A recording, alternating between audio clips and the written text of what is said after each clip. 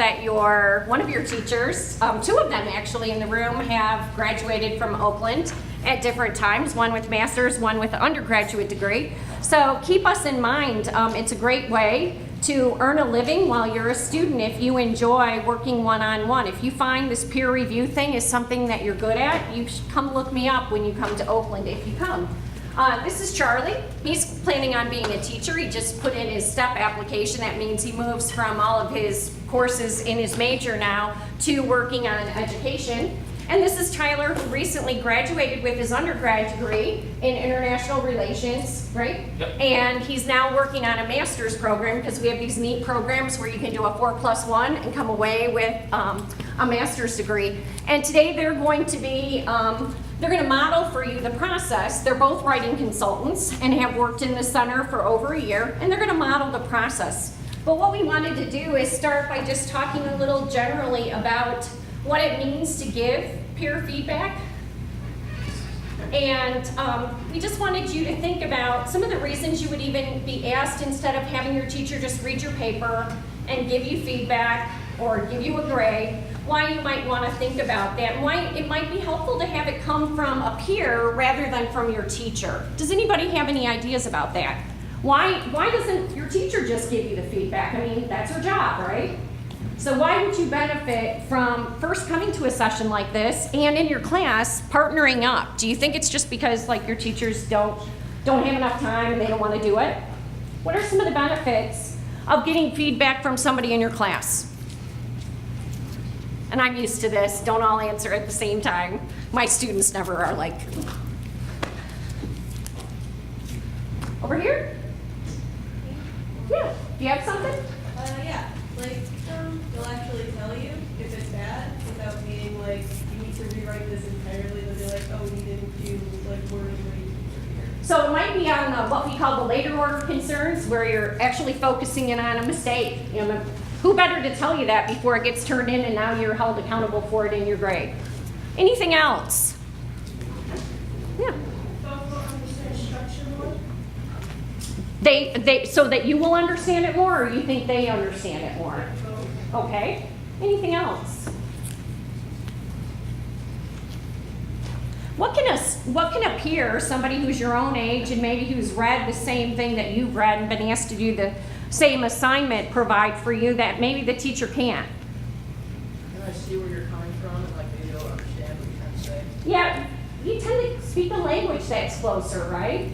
I don't know, as we get older, like it turns out we like to get up earlier in the morning. You won't believe that right now, but schools start so early, and the research shows that you guys shouldn't even start school till like 9:30. But schools are organized around our schedules. We change as we age. You guys understand each other's language.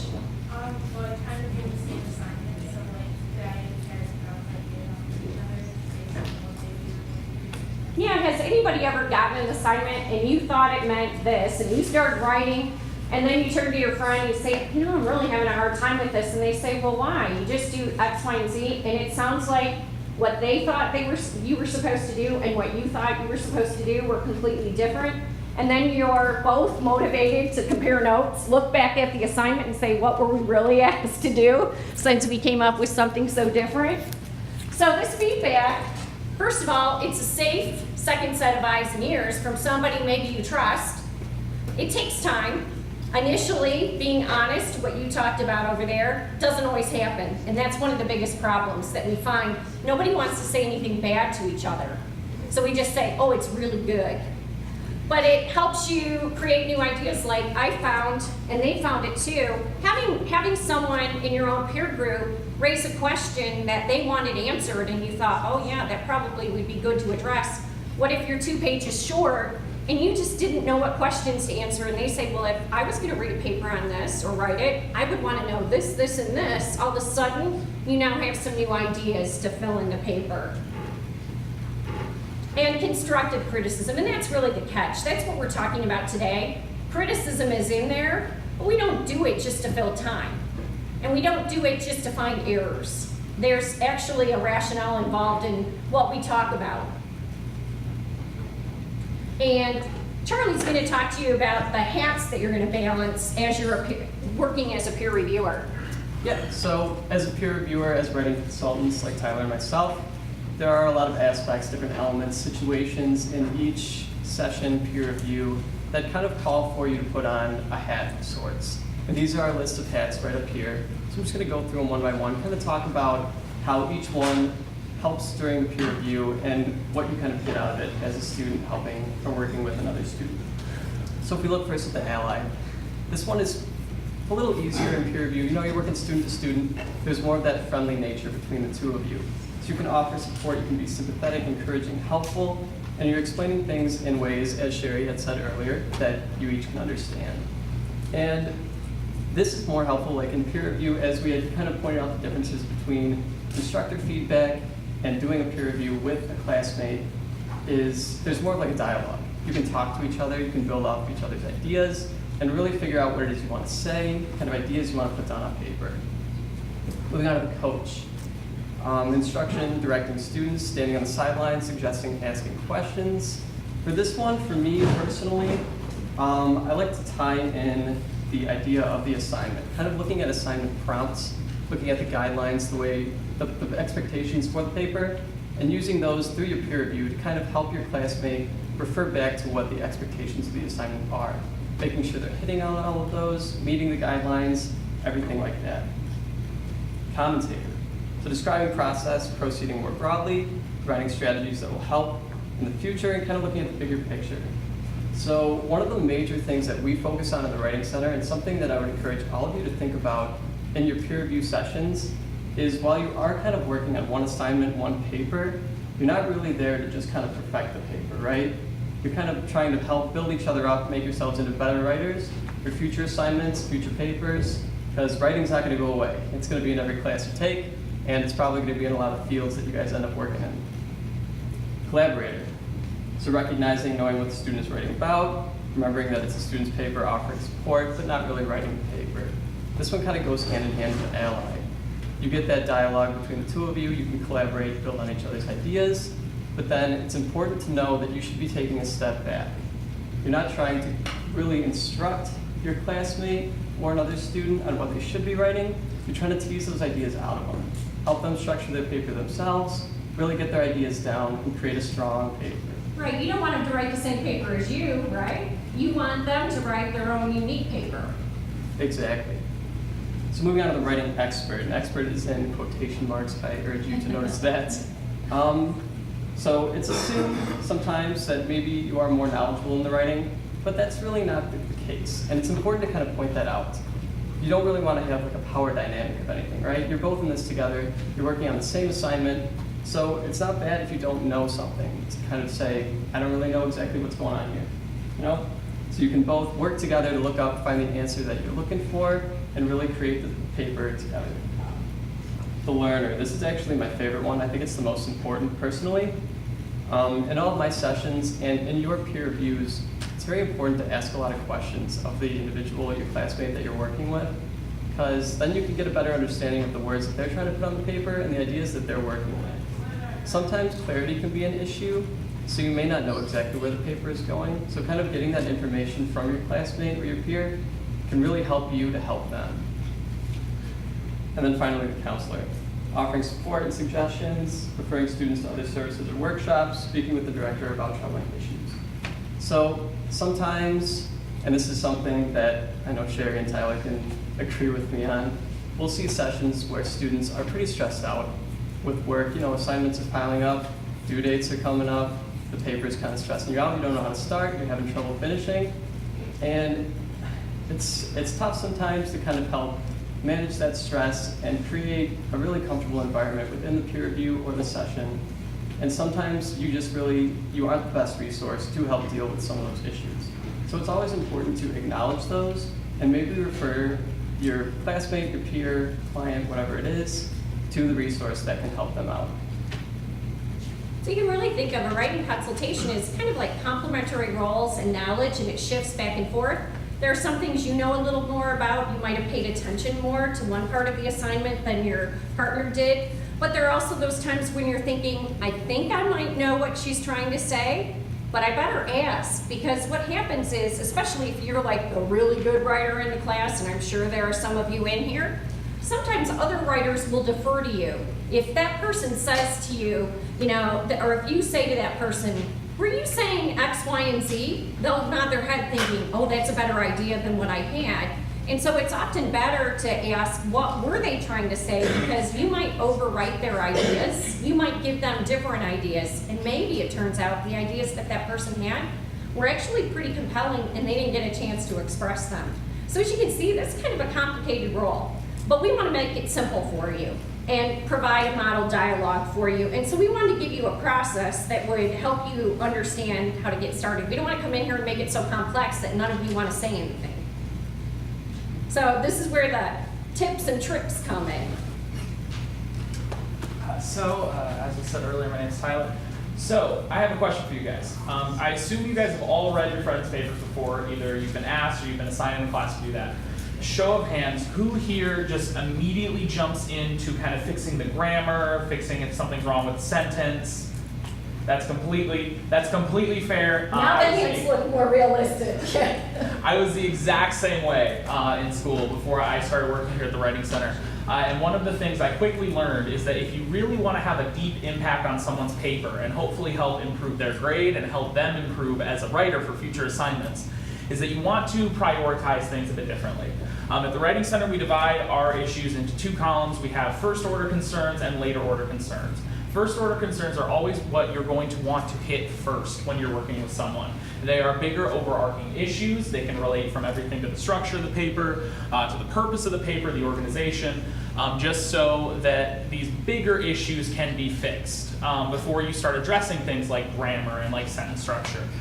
So just kind of going through our two columns, the first and the biggest one, because let's face it, we're all in this for a grade, right? The biggest thing that you want to hit is assignment adherence, making sure that both your partner and yourself understand the assignment fully. If you see a big gaping hole in their assignment, like, oh, you're missing a whole third of what we're supposed to be talking about, make sure that you hit that first. You talk that through with your friends so that they know how to approach that and how they can add it into their paper and hopefully get a better grade. Next, we have audience awareness. Now, your guys' audience as students, typically, who do you think is reading your papers? Who do you think is the number one person that looks at them? Teacher, yeah, I kind of gave it away by saying person. But yeah, so your teacher, you got to keep your teacher in mind when you're writing your paper. Keeping your audience aware that you want to make sure that you're hitting kind of the topics that your teacher is looking, I almost said professor because I'm used to college students, that your teacher is looking for. But who's your other audience? And more importantly, since the teacher gives the assignment, so that's your audience for making sure the assignment, but who's your other audience? For most of the I'm hearing papers. whispers. Feel free to yell it. I thought I heard it, but who's the audience for most of your papers?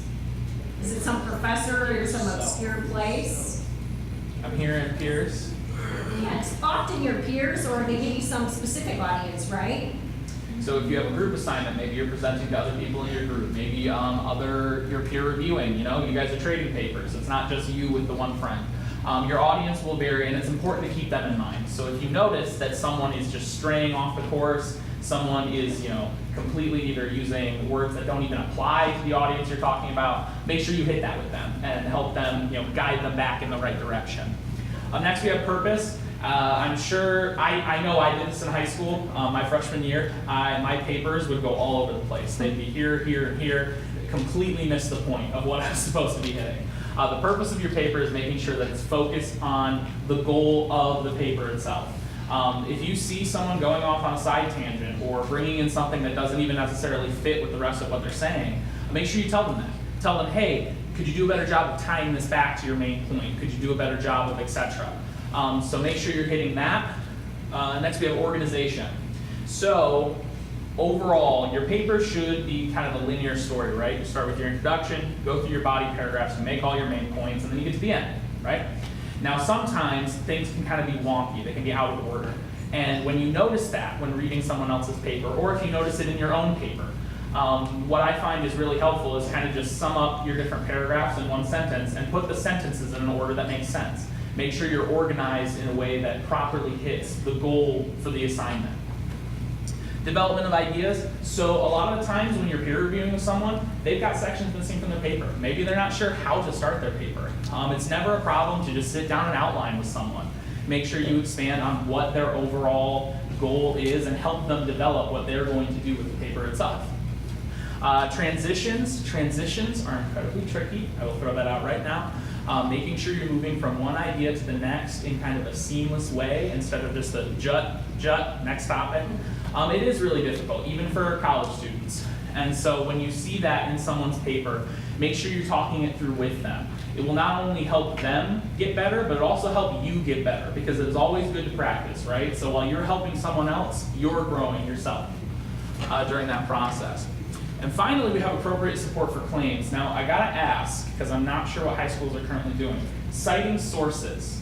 I know you guys have to do them. May I ask how you have to do them? Is it MLA format, APA format? I'm hearing a mixture of both. Okay. So,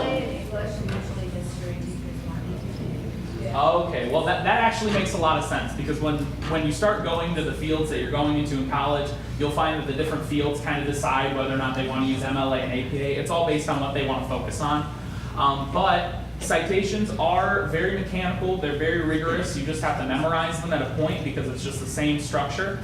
And if you see that someone has just completely used a quote and then there's just no citation, not only will it help them to say, hey, you need to throw a citation in there, it'll prevent them from getting in trouble.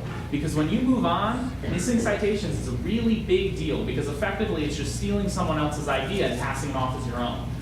So make sure that you guys are practicing on that now. I know when I got in freshman year of college, I had huge issues with citations, because when I was in high school, I wasn't hitting them super rigorously.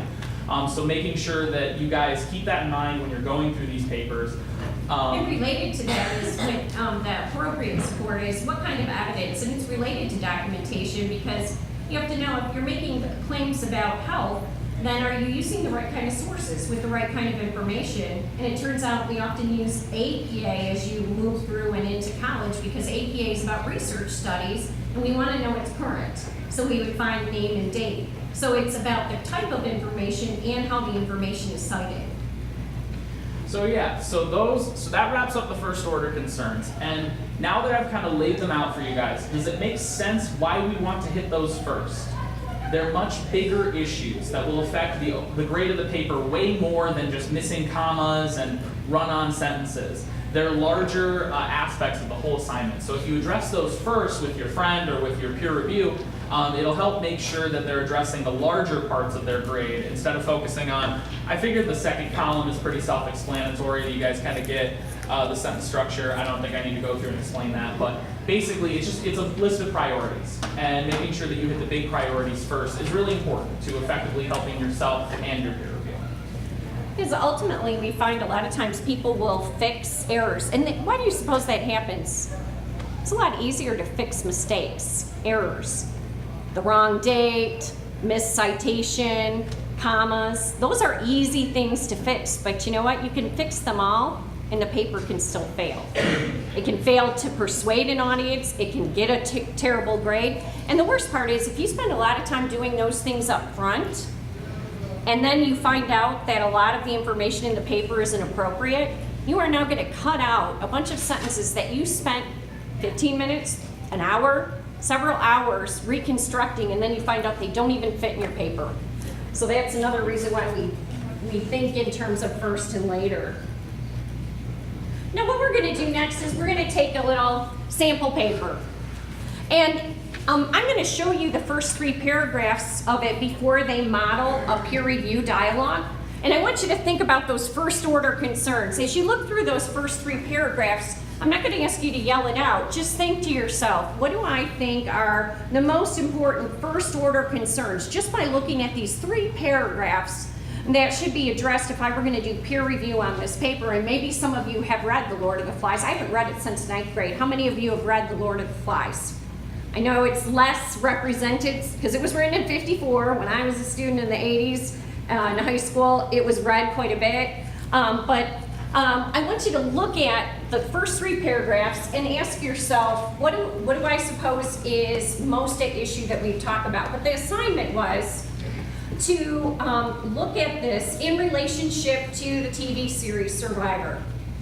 And the goal is to compare and contrast this novel that was written in 1954 about a group of English boys who get shot down over the Pacific and end up stranded, and they try to figure out a way to create a society, and they're only, 12, 13, they're very young, okay? And compare that to the TV show, the reality TV show Survivor, which I bet you a lot more of you have seen at least one time. How many of you have seen an episode of Survivor? Okay, so a little bit more on that side. So I'm gonna have these two sit down and they're gonna model in a minute, but first let's just take a look. Take a moment to read the first 3 paragraphs. If I can get this thing to go away so you can actually see it. If you don't move the mouse, it'll go away. Yeah, I think if I move it back down, it'll, why it doesn't want to, there we go. So ask yourself, what do I think would be a first order concern that I want to talk about? So a lot of times with peer review, you don't have that much time.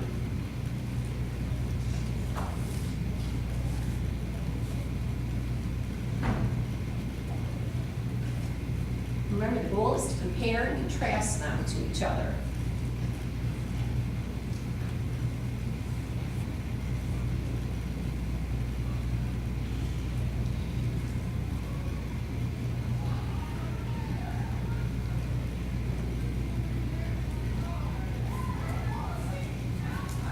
Okay, guys. Good to start. How you doing? Good, how are you? Good. So I brought in my paper. I just really want someone to like a second set of eyes to go over it. So please feel free, tear it up if you wish. Go for it. And we're gonna go ahead and read it out loud, if that's all right then. Sure. Okay. So William Golding's novel, The Lord of the Flies, explores many themes such as the dark side of human nature, allegiances, and how these boys mirror larger society. I feel as if the producers of the popular television show Survivor used this novel as the framework of their show. Both Golding's novel and the show have many similarities. Now, was that last sentence then operating as your thesis? Well, I was more thinking the first sentence that starts with William and ends with society there. That was more my thesis. Okay. Because it lists, what I'm going to expand on in the rest of the paper. So- Why? Is that a bad place for it, or? It may be better off to have it down closer to your body paragraphs. You do introduce these ideas immediately, but then the next few sentences kind of remove us from them. And you do leave off saying that the novel and the show will have similarities, so maybe kind of tying those two together a little more closely may create a more effective thesis. Oh, okay. Would that be something you'd be interested in doing? Well, yeah, for sure. Okay, yeah, I'll just drag that down. All right. Okay, go and ahead. then one quick question before we do move on to the Sure. next paragraph. You are indicating that they have similarities. Were there any differences maybe that you found between the two? Yeah, there were a lot of differences.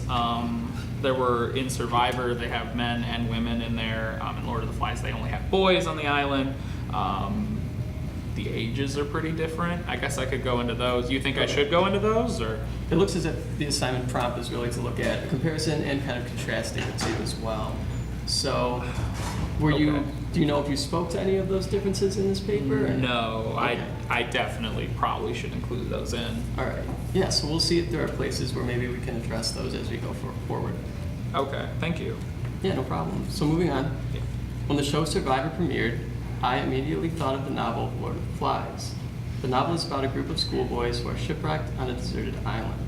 The boys attempt to create a civilization, but ultimately transform into mere savages. This is an important novel for the psychological study Golding presents. One can't help but draw parallels to adult society. There's a true need for structure and control in any society, but the means of that control makes this novel all the more interesting. Okay, so here you're introducing what looks like a psychological study of sorts that Golding is presenting. Yeah. Is that right? Okay, and Yeah, we had to find a certain number of sources to include in the paper, so that's where that comes from. okay, so that is information that you got Yeah. from somewhere else. So that is something that you would then want to cite, right? Indicating where you received that information from. Oh, So it's yeah, not something you're on, okay. correct? Yeah. Yeah, I think we're supposed to use APA to cite that. Okay. Are you familiar then with APA citation? Not incredibly, but we can just keep going with the paper. I can figure it out. Okay. Online. On that note too, though, however, if this is something that you did pick up from another source, like looking at the psychological study, is there more that you could say about that? Because I feel like it's an interesting point that maybe you could expand on a little bit to kind of get your readers some more information, really support your claim. Okay. Yeah, I could probably go more into that. Right. Like what makes it important for the psychological study, right? Yeah, okay, so just tying it more back to the story from Lord of the Flies, or probably both, right? Both, Lord of the right. Flies and Survivor. Okay. Yeah, kind of expanding on those parallels that you're indicating to adult society, right? And it looks like that Yeah. may be something you're going to do as we go forward. Okay. So you're kind of introducing that, but maybe a little more on it earlier as well. Okay. Sounds good. Okay. So one of the boys, Jack, is power hungry and represents dictatorship. Some of the other boys, such as Simon and Piggy, try to do what is safe and conservative. The character of Ralph is symbolic of democracy and fairness. Throughout the novel, the boys engage in a power struggle and end up destroying one another. Golding's use of symbolism forces the reader to see characters and situations as larger ideas. The boys realize that they must create some type of order. Okay, so I feel like you've got some excellent ideas here, and you're using a lot of information from the book itself. However, kind of in the same line that we've spoken on with the first two paragraphs, you're indicating kind of the role that each of these boys plays, right? But it's a Yeah. very quick blurb. So if you could maybe expand on that, maybe give some textual evidence from the book itself Okay. to kind of support your claims. You know, that Jack is representing dictatorship, or that Simon and Piggy are trying to be safe and conservative. Yeah, I could do that. Could you for think sure. of some examples, maybe? I can think. I know in the book the character Piggy, he's the only one whose hair doesn't grow, even though they're stuck Mhm. on the island for months. And my teacher was saying how that's like a symbol of he's like the norm. Sure, yeah. So I can pull that out. Yeah, and then that would be something too, when you do carry that over, that you would cite as well, right? Okay. And then cite using APA like we did up above. Yep. Okay. It would be the same Awesome. throughout, same formatting. Awesome. And then additionally, you've got the boys engaging in a power struggle and destroying one another. It's kind of like a brief synopsis, kind of a summary of what's going on. There too, I feel like you could benefit from maybe a little more. And it also looks like, at least to this point, there haven't been too many parallels or differences drawn between the novel and Survivor. Is that something that you had in mind as you were going? It looks like you're going to get into it in this next paragraph, but Yeah, I kind of had it so it was all about Lord of the Flies in the first, and then Survivor in the next one. and so But do you think we should probably do them more together than separate? your paper could benefit from that, especially if you are kind of asking your reader to kind of call back to information that was presented up here. If you Okay. do give more of the concrete information like we had discussed from the text and from these sources where you talk about Golding's psychological study, and kind of tie those in, really show those similarities between the show, or maybe the differences if they are there, I feel like your paper could really benefit from that. Okay.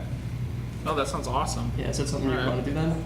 Yeah, for sure. Just kind of do them more together instead of splitting them up. Okay. Yeah, really talk about the two.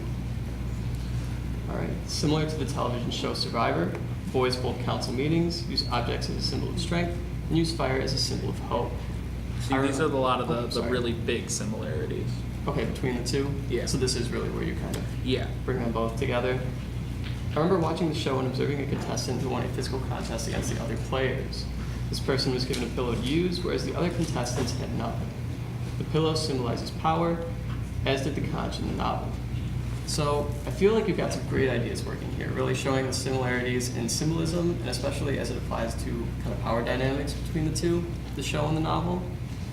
But I still feel like you could benefit from maybe expanding a little bit on these. Here, when you say the pillow symbolizes power, as did the conch in the novel. This is kind of the first time you're introducing your reader to the idea of the conch. What exactly Okay. was like the power tied to the conch, you know? The conch was a shell that the boys found, and it was really beautiful, so it like drew all their attention. So basically, whoever had the conch was kind of viewed as the leader. Okay. Originally, it was Ralph, and then Jack ended up stealing it later. Gotcha. But Yeah, Yeah. so You see just how kind of talking about it between the two of us, you really go more in Like depth on it. explaining it more. Yeah, Okay. and you can really see how that pillow is operating on Survivor, similarly to the way the conch operates in the book. Okay. So kind of going through that explanation really solidifies the claim you're making and strengthens your argument a lot.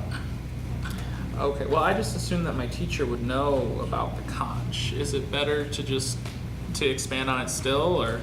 Yeah, Okay. it's better to not really assume that your reader has as much familiarity as you do. So you're trying to make your argument and persuade that your argument's the right one, right? So you're giving as much Oh, okay. information as you can to substantiate your claims and give your reader kind of a whole picture of what's going on. Does that Okay. make sense? Yeah, like prove my point. Okay. Yeah, really prove it. Okay. Alright, so moving forward, also whenever the show's council met on Sunday nights, they all brought their torches. When someone was voted off the island, seen as a liability or risk to the welfare of the group, that person's torch was extinguished, thus eliminating hope. Alliances were formed, and these alliances pitted the contestants against each other. Ultimately, the winner was the most cunning player who would convince the other members to follow them.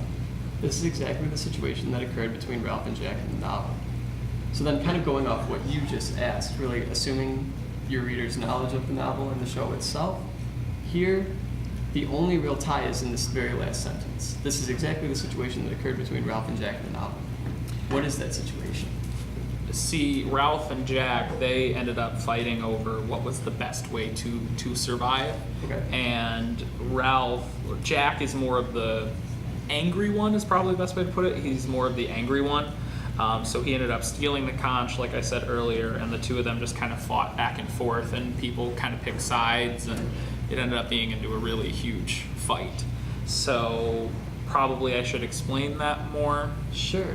because I know my teachers read it, but again, we want to explain it. Okay. Right. You want to really make sure that even if your teacher does know everything about Survivor and the novel, that he or she knows your understanding of the two as well. Okay. You know, understands your argument and that you are making a well-informed decision with everything that you write. I'm proving that I know it. Exactly, I know yeah. that they know it. Okay. That makes sense.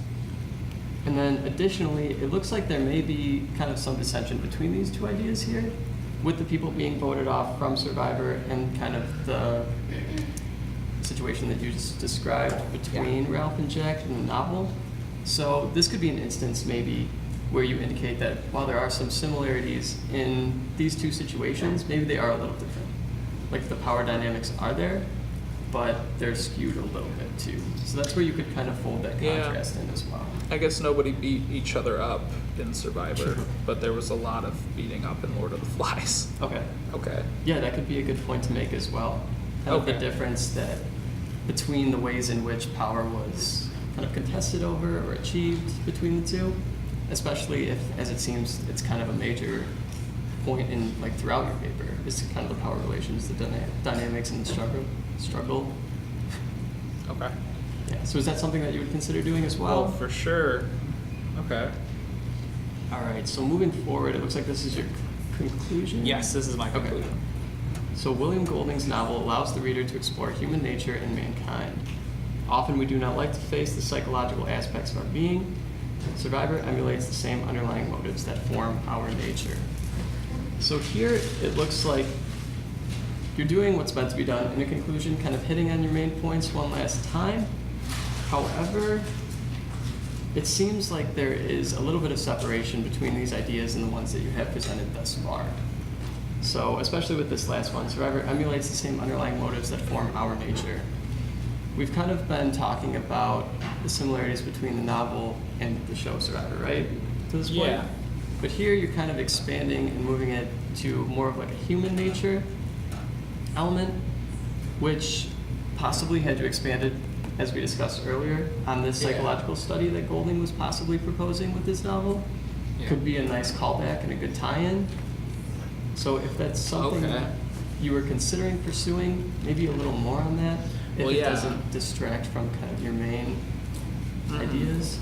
Well, yeah, I put that in to kind of fit more with the assignment. But Okay. if it doesn't cover enough, then it probably should be expanded for sure.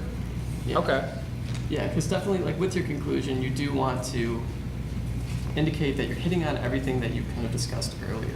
So if you do leave us with more of a question at the end here, it's kind of like, where was this discussion, you know?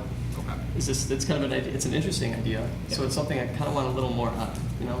Would I need to cite that stuff again if I've already cited it earlier in the paper? Or, If you are using that information that is not your own, yes. okay.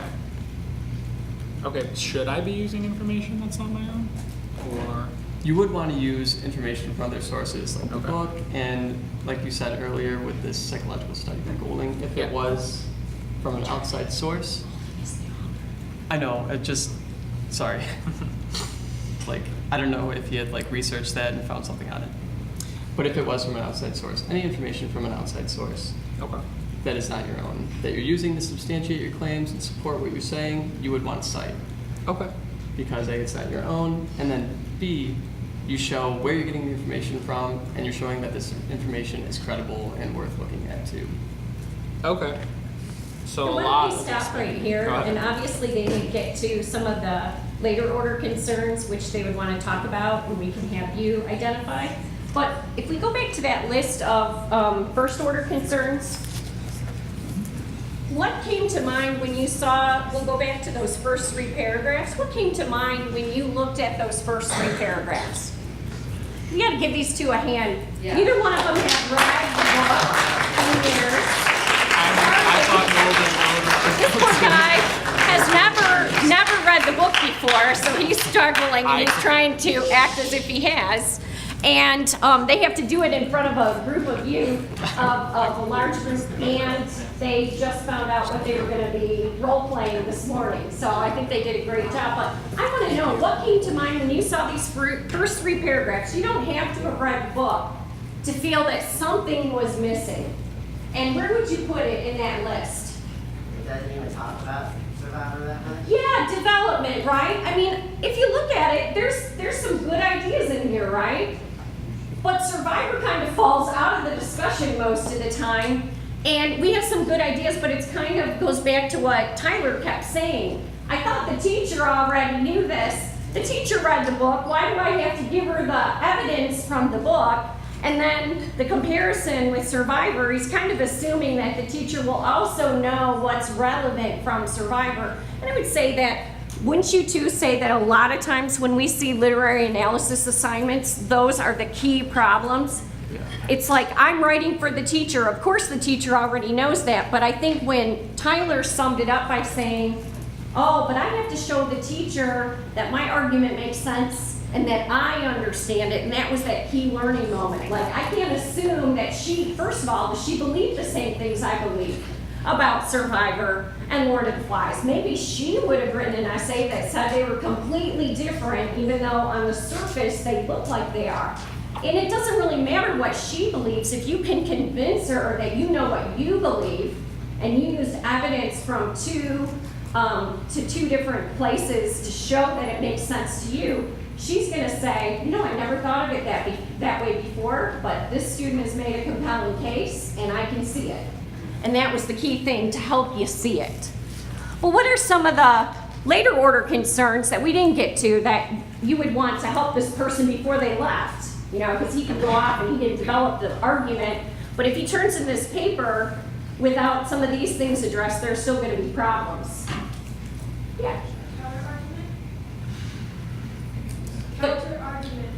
Does everybody else have to have a counter argument? No. Okay, so in this case, it may not be that you have to, you could fold things in, like, although some might not, but in this case, I'm not sure if it's a counter argument, but that is something we often have to think about when we're making an argument. What else? And that would be part of the contrast, right? And Charlie kept saying to him, are there any ways in which they're different? So that might substitute nicely for the counter argument, because he seems to see that these two are so much alike. But what else? Yeah. There were no topic sentences at the beginning of each paragraph. So in some cases, we might need a stronger lead, like I call the umbrella, for the rest of the paragraph. Do we see any kind of superficial or less really obvious things? Do we have italics used for the titles? things like, so we have some little things like that we would need. What do you think about the title? How often do you two see titles just like that one?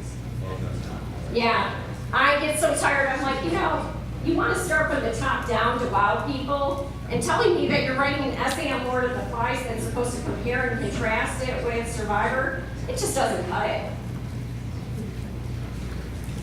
Now, when you saw these two interacting, tell us a little bit about what went through your mind. How many of you have done peer review before? Okay. So what's the first thing that comes to mind when you have to sit down and do peer review, and how is it similar to or different from what you just saw happen here? Yeah. Sometimes when you're talking to people that ask related to ideas that you have on paper, or like in a perspective that you're really in, so they're like, when they're receptive to like going off with each other and giving you ideas. So in this case, it was clear Charlie didn't know much about, so he was playing the role of a consultant more than he was a peer who had the same assignment. In your case, most of you would have had read it, and you could have pushed back a little bit. Or you'd say, well, yeah, I think that's probably true, but tell me, give me an example, right?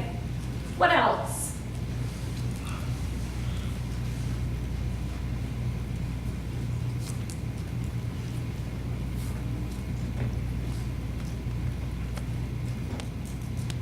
Don't all shout them out at the same time. Well, maybe we can just turn to some of the questions you might have about how to make your peer review sessions more thorough.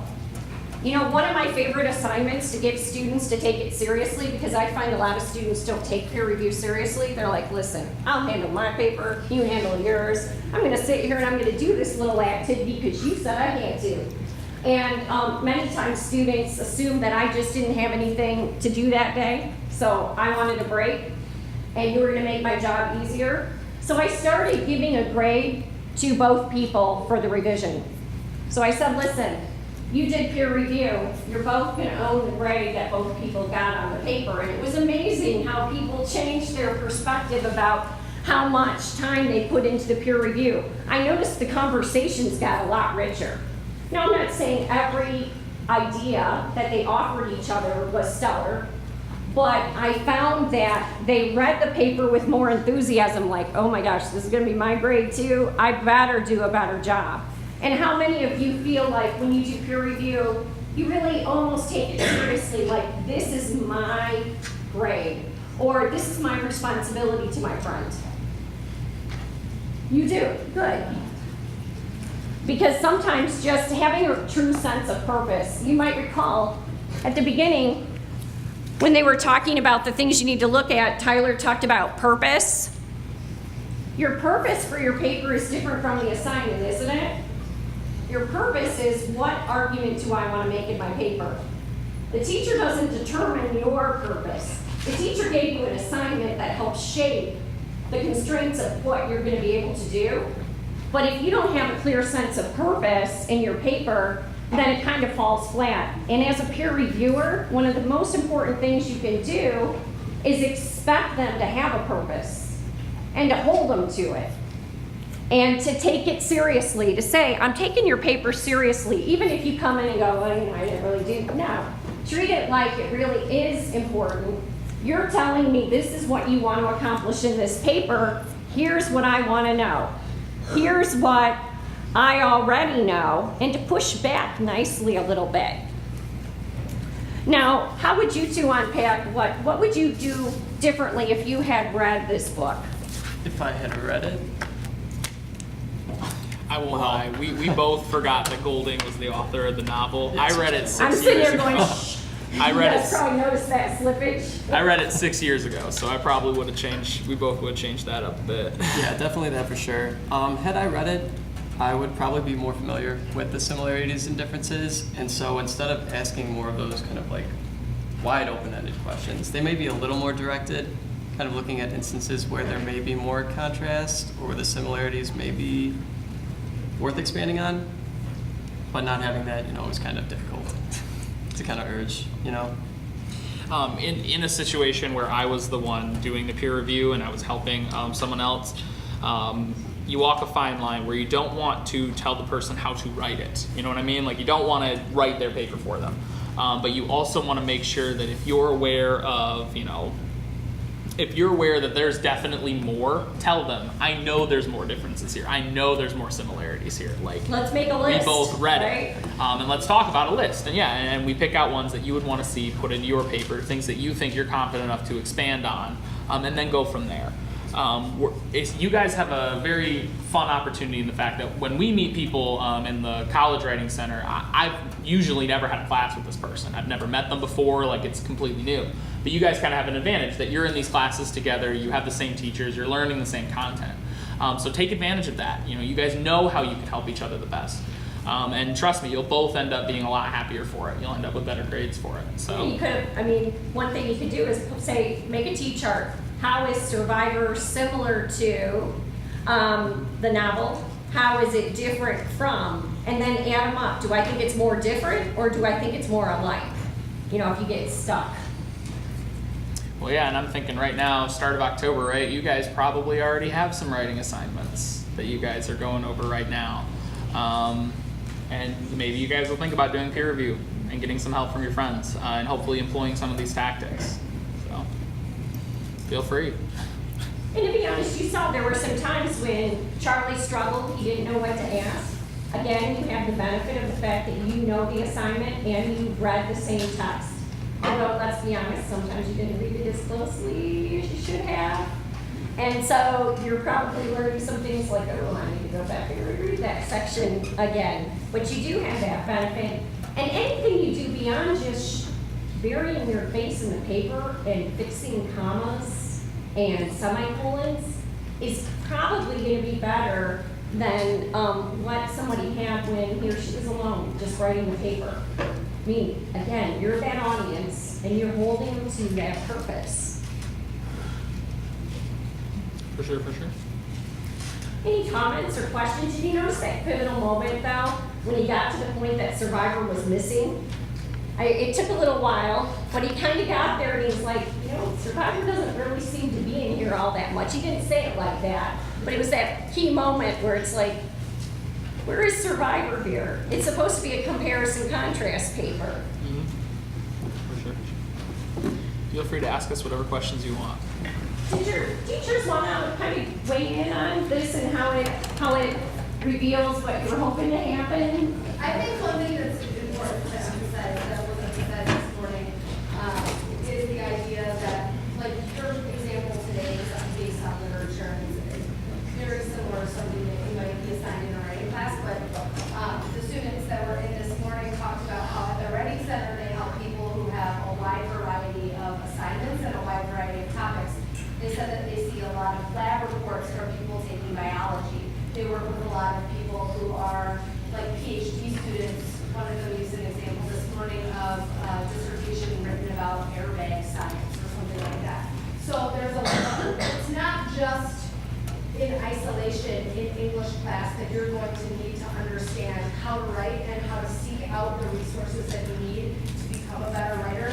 It's also going to be in your biology classes. It's also going to be when you move on to the workforce and whatever it is, an automotive company or whatever it is that you're doing in the future, not just isolated to your high school English class.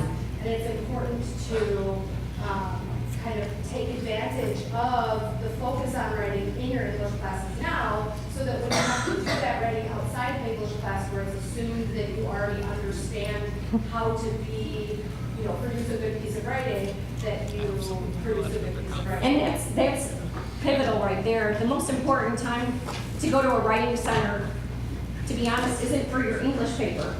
Because you've had English classes for years that did literary analysis. You have had a lot of support. And you have professional teachers who know how to teach writing. It's when you're moving into doing things in your science class, when you're writing, believe it or not, about math. That's the time when you need the most help, because the writing doesn't look anything like literary analysis. You still have an argument, you still have to support it, but it comes in a totally different form with different words and jargon, and that's when this Q&A comes in handy more than anything. And something else to say about that, and that is, you guys, when you move past high school and you're in college, the other thing to understand is that statistics have showed that students that seek out this type of review and college and reflection tend to get the higher grades overall. So it's usually the kids that know they need to go beyond themselves. And I can tell you as a person that's reluctant to let others read because I get really self-conscious about what I'm reading. It's personal. Right? Even if it's something that seems like it's out there and it's not about my life or anything like that, it does feel like, oh gosh, I don't want them to criticize it. Actually, you do. So in this kind of setting, it's very neutral. And that's what we want to start doing with each other, is be neutral about it, but be facilitators of questioning how we can make this a more depth, a more structured, and more appropriate to the purpose of the paper, right? So you gotta get beyond it. And you go with those, whether it's for this kind of help or somewhere else, that's going to benefit you in college, and it's going to benefit you now. And if you're used to it in high school, it's so much easier in college. Well, thank you for coming and spending some time with us this morning. And have a nice afternoon. Good luck. Yeah.